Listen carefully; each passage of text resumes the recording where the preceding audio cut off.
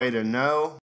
I mentioned the Civil War scene in the trailer in my last breakdown, and there's another shot of these guys, but in this one, we see 3 other hosts hanging from trees. I really can't see anything else here that give us an indication of who these might be, or if they're important. They're probably not, but it goes along with what we saw in the longer version of the trailer. Then we see a shot of the church where we saw Dolores find out about being Wyatt and the maze and everything else. We see someone from the Ghost Nation is what it looks like from behind walking up. And I'm kind of excited about this because if you remember in season 1, they touched on this in the one episode where Maeve was starting to figure out what was going on. They talked about the natives and their belief systems and the way that they believed in basically the park's staff as being higher powers or whatever you want to call them, their gods. And then it kind of just trailed away from that. So hopefully we'll see more of that. I mean, we have the Ghost Nation, which is out there killing hosts beyond, the regular part of the park. So they have an autonomous kind of existence. And the natives, they're there, but we haven't really learned that much about them. So it'd be cool to learn more about it. After that shot, we see a man who is bending over another character who we have no idea who it is. They have blood on their hands, so as they're touching his face, you see the blood. No idea who it is, no idea who's laying beneath him, but interesting for sure. And then the last sequence gives us a couple shots of who turns out to be James Delos. Now, I'll get into this a little bit more because it has to do with the website that was found. But according to this website, James Delos is the guy who, at least from the corporate side, obviously Dr. Ford did what Dr. Ford did with Arnold, but he is the person who is regarded as the founder of the parks. In the short scenes that we see him looking in a mirror with a bloody face. This could be from the first uprising. And then there is another shot, which to me looks like Ed Harris, made to look slightly younger than he is now, looking in what appears to be James Delos in his office. He sort of smashes something there. This could be somebody else. This is not for sure. But again, it's a pretty neat thing to hide in there. As mentioned, there is a new website. It's called DelosDestinations.com. The Redditor Askin1 posted a really cool post on Reddit.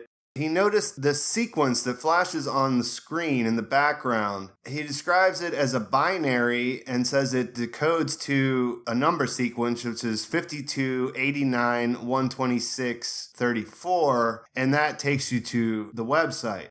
There's 2 big takeaways from this new website. One is it lists 6 parks, although there's no indication of what the other ones are. Obviously, we've seen Samurai or Shogun World teased, but you can see the website is kind of broken and there are 6 parks. None of them are available right now, and that's mostly due to what's going on after the long journey into night. Now, if you watch the original movie, there was 3 parks there, so this means we have twice as many. There's also Future World, which was the sequel to Westworld, the movie. There has been a lot of talk since the end of last season about fleshing out some of these other parks, but I don't know we're guaranteed to see much more than that they exist at this point. But you have to imagine that they will do a callback to the original, and there'll be a Roman world, a medieval world, and that still leaves 3 more that are up for speculation at this point.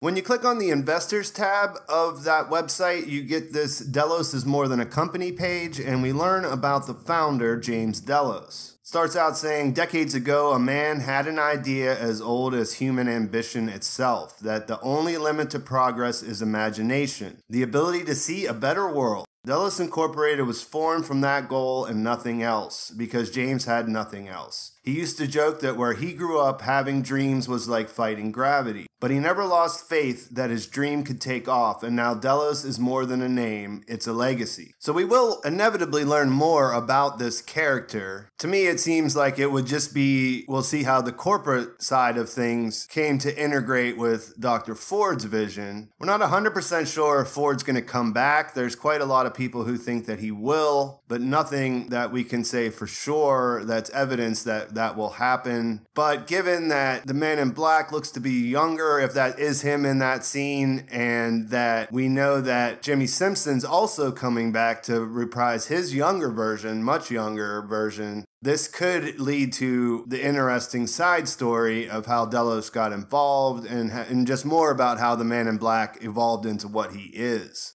Beyond that, a couple of things.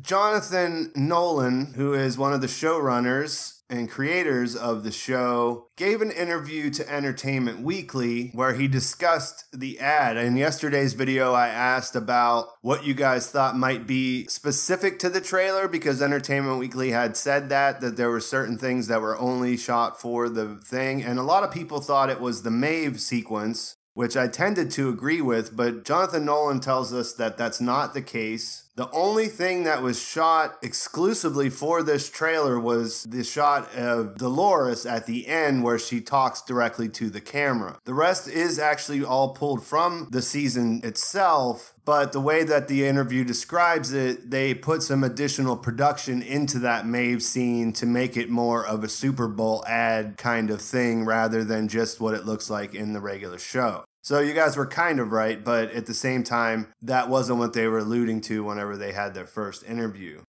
The new Jonathan Nolan interviews in Entertainment Weekly, and it's worth a read. He talks about how they went for this, and he actually mentions that this is not a trailer, this is a Super Bowl ad, that they'll release a proper trailer coming up before the season. But, you know, he had this idea, he wanted to make it into this thing, and I think they really pulled it off. He talks about how him and his co-creator / wife, Lisa Joy, had the composer Ramin Djawadi reimagine Kanye West songs. A lot of people had posted that it was Runaway. He talks about that and what he thought, why he wanted to do that. And he mentions that his dad was an advertising guy as a kid, so he always wanted to make a commercial, and this was a hell of a chance to do it.